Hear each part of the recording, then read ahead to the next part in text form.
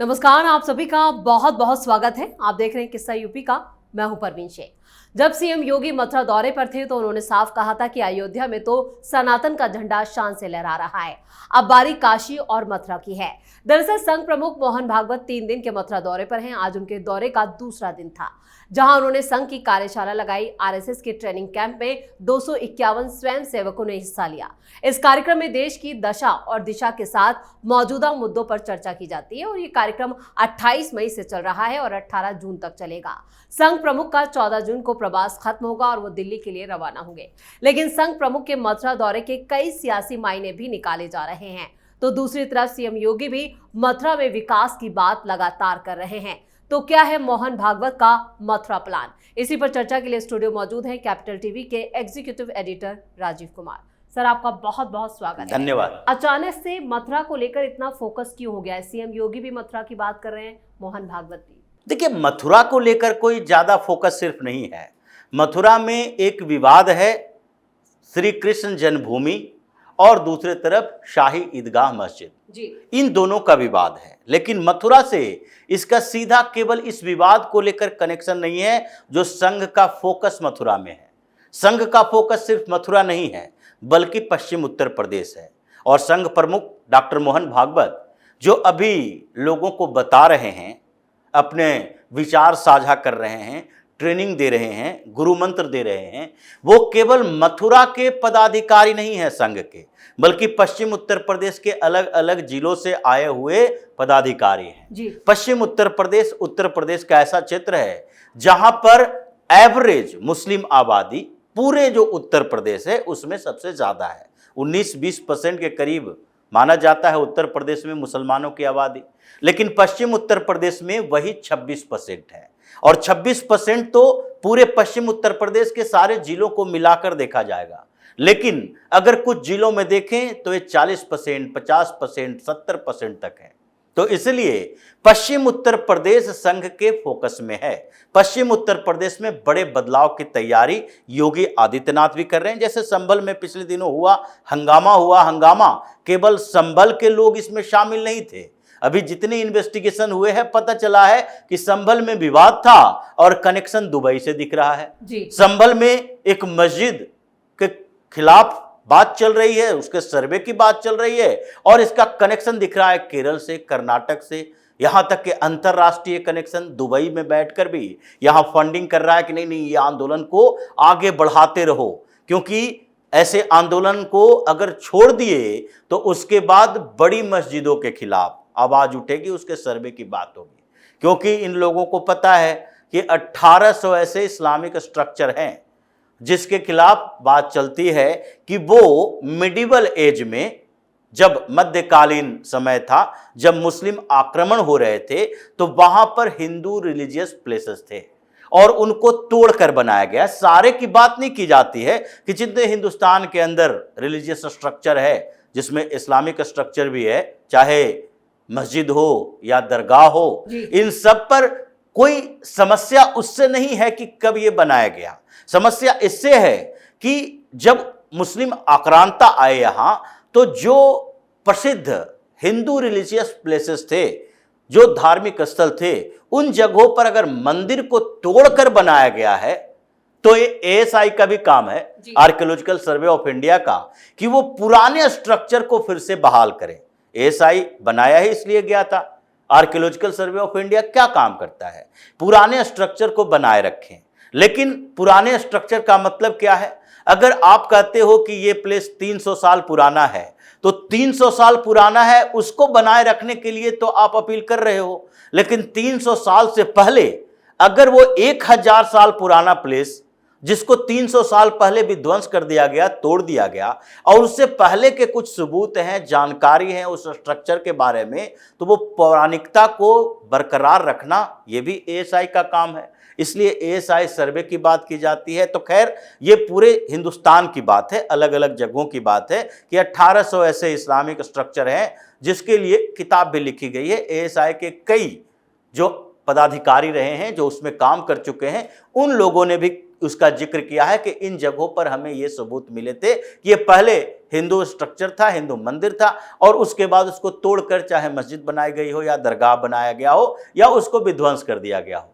तो ये सारे जानकारी है। लेकिन अभी पश्चिम उत्तर प्रदेश में संघ का कैंप चल रहा है, 28 मई से चल रहा है। तो 28 मई से चल रहा है, इतने लंबे समय तक क्यों चल रहा है, क्या दिखाई पड़ रहा है? यहाँ पर जो 26% मुस्लिम आबादी की बात की जाती है, जिसमें कई डिस्ट्रिक्ट में जैसे मेरठ में, मुजफ्फरनगर, संभल में ही अगर देखा जाए तो 60% प्लस मुस्लिम आबादी बताई जाती है, और इसलिए वहाँ के सांसद हमेशा मुस्लिम ही होते हैं। ये जियाउर रहमान बर्ग का पूरा खानदान ही वहाँ का सांसद रहा है।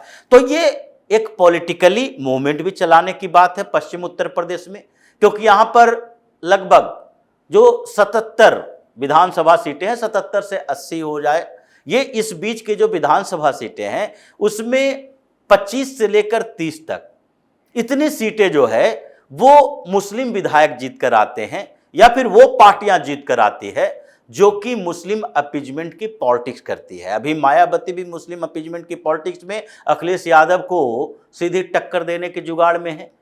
पिछले दिनों मायावती ने लखनऊ के अंदर ही पहले अपने पार्टी के मुस्लिम नेताओं से मुलाकात की। उनके कई नेता तो पहले ही छोड़कर चले गए हैं, इमरान मसूद भी उन्हीं के पार्टी में थे, ये सारे छोड़कर चले गए हैं। जैसे अंसारी परिवार बसपा में था पहले, उसके बाद समाजवादी पार्टी में चला गया। अफजाल अंसारी अभी सांसद है, समाजवादी पार्टी का सांसद है।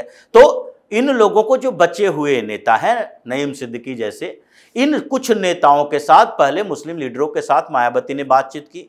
उसके बाद एक नई स्ट्रेटजी बनाई कि अलग अलग सेक्टर में बांटो पूरे उत्तर प्रदेश के, और उन सेक्टर में, उन क्षेत्रों से जो संभाग बनेगा, उन संभाग से जो भी मुस्लिम मौलाना हो, जिसका प्रभाव अलग अलग क्षेत्रों में हो, जो अपनी मस्जिद में जुमे की नमाज के समय बसपा को भी प्रमोट कर सकता हो, उन लोगों के साथ मीटिंग फिक्स करो। और मायावती ने लखनऊ के अंदर तकरीबन 5 दिनों तक वो मीटिंग की है पूरे उत्तर प्रदेश के मुस्लिम मौलानाओं से, ताकि अब ये बताया जा सके कि समाजवादी पार्टी सिर्फ मुसलमानों का ख्याल नहीं रख सकती, बल्कि सपा भी उसी कैटेगरी में है। हमारी सरकार में शामिल हो, हमारे साथ आओ, हमें भी वोट दो। क्योंकि पिछले दिनों मायावती का वोट परसेंटेज जो कभी 18-20% हुआ करता था, वो 9.8% तक हो गया, लगभग तकरीबन 10% तक सिमट के रह गई है। तो इसलिए उनका भी लगता है कि मुसलमानों के वोट में अगर हमारी कोई भूमिका नहीं रही तो फिर हम आगे की राजनीति में सिर्फ दलित वोट करके नहीं आगे बढ़ सकते। क्योंकि जो पहले की सोशल इंजीनियरिंग मायावती की थी, जिसमें दलितों के साथ ये जोड़ा गया था, सवर्ण खासकर ब्राह्मणों को, वो धाराशायी हो गई है। भारतीय जनता पार्टी ने सवर्ण वोटर को अपने साथ रखा, सवर्णों को अपने साथ रखा है। तो इसलिए अब पश्चिम उत्तर प्रदेश में जो संघ का आउटरीच प्रोग्राम चल रहा है, इसलिए चल रहा है कि यहां जो मुस्लिम हैं वो ज्यादा एग्रेसिव हो चुके हैं, एग्रेसिव रहते भी हैं। जैसे मथुरा में अभी देखिए, डॉक्टर मोहन भागवत मथुरा में है, और एक रिक्शा वाला इमरान पकड़ा गया है। क्यों पकड़ा गया? क्योंकि वो रिक्शा चलाता है और वो अपना नाम बदल के रखे हुए है, वो भगवा ड्रेस भी पहने हुए है, और उसके बाद उसका नाम किस में आया? वो हिंदू लड़कियों को फंसाकर, ट्रैप में अपने फंसाकर लव जिहाद कर रहा है। वो मुस्लिम है, नाम हिंदू रखे हुए है, और उसके बाद वो एक नहीं, दसियों ऐसी मुस्लिम हिंदू लड़कियां हैं जिसको, ये टीनेजर लड़कियां, जिसको अपने जाल में फंसाया और उसके कुछ वीडियो क्लिप बनाए। जैसे अजमेर में हुआ था, एक ट्रैप बना लिया गया था कि एक लड़की को फंसाओ, उसके बाद उसका वीडियो बनाओ और फिर उससे बोलो कि अगर तुमने दूसरी लड़की को नहीं लाया, अपने दोस्तों को हमारे साथ नहीं लाया, तो उसके बाद तुम्हारा ये अश्लील वीडियो जो है वो वायरल कर देंगे। तो वो डर से वो अपने दोस्तों को भी लेकर आए। ये ट्रैप चला और लंबे समय तक सबसे बड़ा सेक्स स्कैंडल चला अजमेर में जी। तो उसी तरीके से ये पकड़ा गया। अब ये पकड़ा गया है, लव जिहाद का मसला आ गया, जबकि डॉक्टर मोहन भागवत अभी मथुरा में है। तो इन मामलों में जितने भी मामले हुए, चाहे मुजफ्फरनगर का दंगा हो, मेरठ में हंगामा हो, या फिर ये संभल का विवाद हो, ये सारे पश्चिम उत्तर प्रदेश में, जहां के लगभग 29 जिले हैं, और उन जिलों में जो मुसलमानों का 26% से ज़्यादा, अब तो मान सकते हैं, ये 2011 के जनगणना है, तो अभी 30% तक होगा, उसमें किस तरीके से इनके मनोबल को बैलेंस किया जाए। क्योंकि जो मनोबल हाई होता है उसके पीछे कुछ मुस्लिम लीडर जो कि प्रोवोक करते हैं, जैसे ये जियाउर रहमान टोटली एक पॉलिटिकल बयान, पॉलिटिकल बातें करता है, लेकिन उसमें धार्मिक रंग रखता है ऐसे जिसके कारण संभल में दंगा की स्थिति हो जाती है। जैसे मदनी की बात करते हैं, मदनी भी चाहे वक्फ बोर्ड संशोधन कानून को लेकर हो या उससे पहले सीए को लेकर हो या फिर ऐसे कई मामले जो सरकार फैसला लेती है और उसके बाद जो इन लोग मानते हैं कि एंटी मुस्लिम फैसला है और उसके बाद प्रवोक करते हैं और फिर होता क्या है, दंगा फसाद हो जाता है। जैसे दिल्ली दंगे में 2020 में भूमिका कई लोगों की बताई गई जो कि मेरठ से, मुजफ्फरनगर से आकर दिल्ली में दंगा कर कर भागा था। एक शाहरुख करके लड़का था जिसके हाथों में पिस्टन थी, जो सीधे गोली मार रहा था, वो भी कहां का था, पश्चिम उत्तर प्रदेश का, मेरठ मुजफ्फरनगर का। तो इन लोगों ने जिस तरीके से स्ट्रक्चर बना दिया है एक पश्चिम उत्तर प्रदेश में, और एक संगठित अपराध, एक तरह से यह संगठन जो बन रहा है वो संगठित अपराध को जन्म दिया है कि कहीं भी मुसलमानों की बात होगी और उसमें जो नैरेटिव क्रिएट किया जाएगा कि नहीं नहीं ये एंटी मुस्लिम फैसला है, तो पश्चिम उत्तर प्रदेश के कुछ जिलों के मुसलमान इसके लिए तैयार रहेंगे कि वो कहीं भी दंगा कर सकते हैं, हंगामा कर सकते हैं, झगड़ा कर सकते हैं। तो ये उन लोगों के इस मनोबल को बैलेंस करने के लिए संघ ने पश्चिम उत्तर प्रदेश के अंदर रखा और इसके लिए ट्रेनिंग कैंप बनानी है। तो ट्रेनिंग कैंप की जगह चुनी गई मथुरा, क्योंकि मथुरा इन दिनों काशी से ज्यादा हाईलाइटेड है। अयोध्या के बाद जो बात की जाती है कि काशी और मथुरा में भी कम से कम इन लोगों को सरेंडर करना चाहिए, क्योंकि इन दोनों के लिए उतना इंपॉर्टेंट नहीं है जितना हिंदुओं के लिए इंपॉर्टेंट है। तो इसलिए काशी में ज्ञानवापी का मामला भी सुप्रीम कोर्ट में है, लेकिन उस जगह पर पूजा स्थल में, जो पूजा स्थल में पिछले दिनों ताला खोले गए थे, वहां काम शुरू हो चुका है। मस्जिद के अंदर जो पूजा करने के लिए अधिकार चाहिए उसके लिए सुप्रीम कोर्ट में सुनवाई हो रही है। लेकिन अभी मथुरा के अंदर कॉरिडोर निर्माण के लिए नया आंदोलन चल रहा है, जिसमें पूरी मस्जिद तोड़ने की जरूरत नहीं है, बल्कि उसके कुछ स्ट्रक्चर को तोड़ने की जरूरत है, जहां से भगवान श्री कृष्ण के जन्म स्थल पर जाने के लिए, उनके मंदिर तक जाने के लिए भीड़ कम हो जाए, जगह ज्यादा मिले। तो यह आंदोलन की शुरुआत भी मथुरा से इस बात के लिए होगी। इसलिए संघ ने यह चुना कि ये जो तकरीबन एक महीने का ट्रेनिंग प्रोग्राम है, उसमें पश्चिम उत्तर प्रदेश के इन 29 जिलों में से हर जगह से लोगों को बुलाओ, संघ के पदाधिकारियों को बुलाओ और बताओ कि आगे के 3-4 साल का प्लान क्या हो सकता है। और खासकर 2027 में जो विधानसभा चुनाव होंगे, 2029 में जो लोकसभा का चुनाव होगा, और इस बार लोकसभा के चुनाव में भी उत्तर प्रदेश में भारतीय जनता पार्टी का प्रदर्शन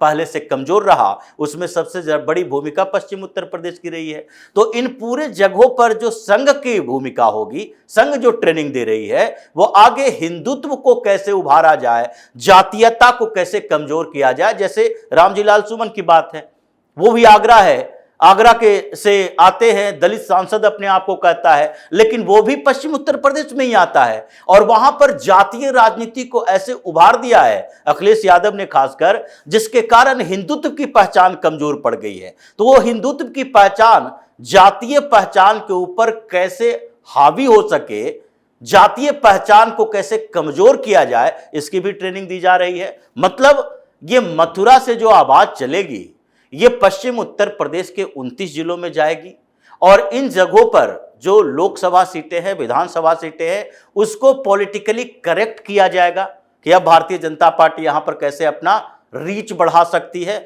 और तीसरे स्तर पर जो यहां के 26 से 30% मुस्लिम समुदाय के लोग हैं, उनको जो भड़काया जाता है, उनका मनोबल पहले से ज्यादा बढ़ा हुआ दिखाई पड़ रहा है, जैसे संभल से लेकर मुजफ्फरनगर में देखा गया।